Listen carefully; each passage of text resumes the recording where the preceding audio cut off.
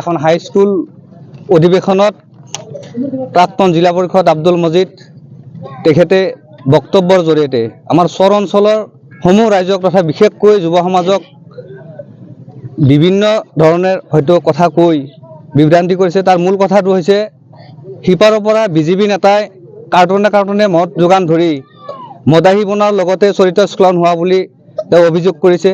এই কথাটো আমি চৰ অঞ্চলৰ সমূহ ৰাইজে তথা যুৱ সমাজে ধিক্কাৰ দিছোঁ। ইয়াৰ পৰা আমি তেওঁক ক্ষমা খুজিব কাৰণে আহ্বান জনাইছোঁ। অনাগত দিনত যিকোনো শিক্ষা অনুষ্ঠানৰ লগত জড়িত যিকোনো ৰাজহুৱা সভাত তেখেতক নিষিদ্ধ কৰাৰ কাৰণে আপোনালোকৰ জৰিয়তে আহ্বান জনাইছোঁ। বিভাগীয় কৰ্তৃপক্ষক আমি এখন হয়তো আইনী ব্যৱস্থাত গৈ আমি আজি হয়তো ভাংনামাৰি আৰক্ষী থানাত এজাহাৰ দাখিল কৰিম। কিছু সময়ৰ পিছতে অনাগত দিনত হাইস্কুল শিক্ষান্ত পৰীক্ষাত ইয়াত এখন হয়তো সাধাৰণ সভা কৰি এখন কমিটি কৰা হয়। ইয়াৰ জৰিয়তে সেই কমিটিকো যাতে মছজিদক তাৰ পৰাই বহিষ্কাৰ যদিও ৰাখিছে তাৰ পৰা বহিষ্কাৰ কৰিব লাগে। অন্যথাই আমি ইয়াতকৈ বেছি হয়তো জংগী হিচাপে যাতে আমি যাব নালাগে, শান্তিপূৰ্ণভাৱে আমি আন্দোলন কৰিবলৈ বাধ্য থাকিম।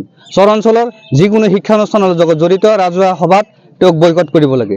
এইখিনিয়ে আমাৰ দাবী।